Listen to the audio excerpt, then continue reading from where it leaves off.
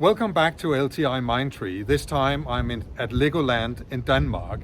We are running a sustainability event called Sustainable Supply Chain and Logistics. Together with me, I have Dominic from Oracle. And I want to have a short interview with Oracle before we start the event. So Dominic, when we talk about sustainable supply chain, how do you look at that in Oracle? Well, I think, first of all, when we look at supply chain, we look at it across the whole process. So from designing products through the planning, the procurement, into the manufacturing process, and then through fulfillment.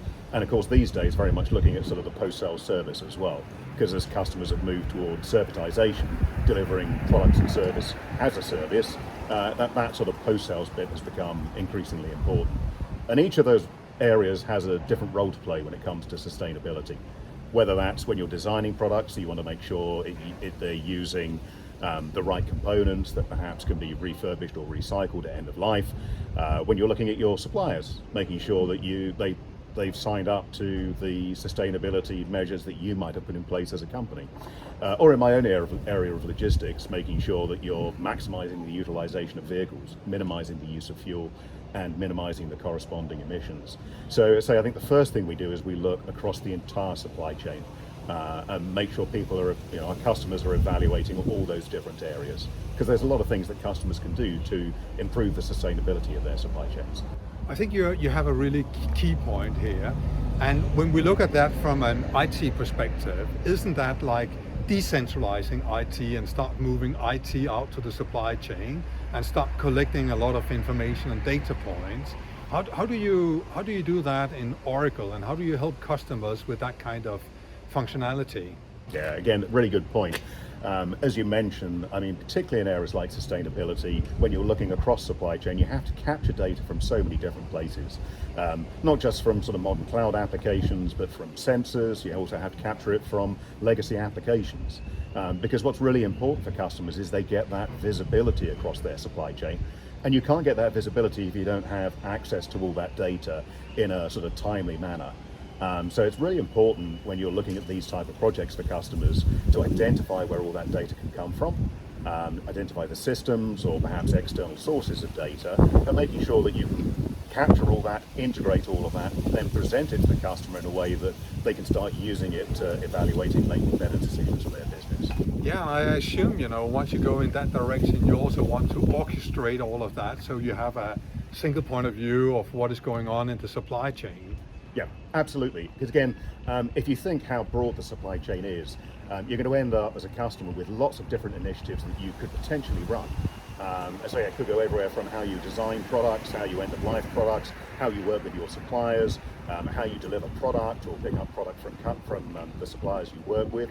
So that's going to generate a lot of potential opportunities, and you have to be able to look at all of those opportunities and, if you like, compare apples to apples. Identify the ones that should be the priority for your business, identify how quickly they can be deployed, how complex they are to deploy, and then determine, okay, what are the steps we want to put in place, all sort of aiming towards a defined objective, but I'd say identifying perhaps the different phases, the different priorities. That's really important for customers to do, rather than just starting off down one path and then perhaps turning around later on and thinking, maybe I could have done something different.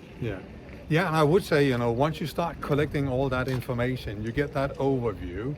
And the question is, from a sustainability point of view, you start having the possibility to document what you're doing as an organization, including in the supply chain, several levels back in that supply chain. Yep. But I would assume that you also put yourself in a position where you can optimize your business. So would it be correct to say that sustainability activity also has a kind of a cost effect where you drive down costs for customers? It can do. It certainly can drive down costs, but of course sustainability, a lot of the initiatives you put in place might actually cost you money as well. Yeah. So again, I think once customers have got all that data into that single sort of repository, one of the things they're looking to do is this sort of what-if analysis. Yeah. If I take this action, what's the impact in terms of cost, in terms of customer service, and of course in terms of carbon and other emissions? Because there are going to be some trade-offs there.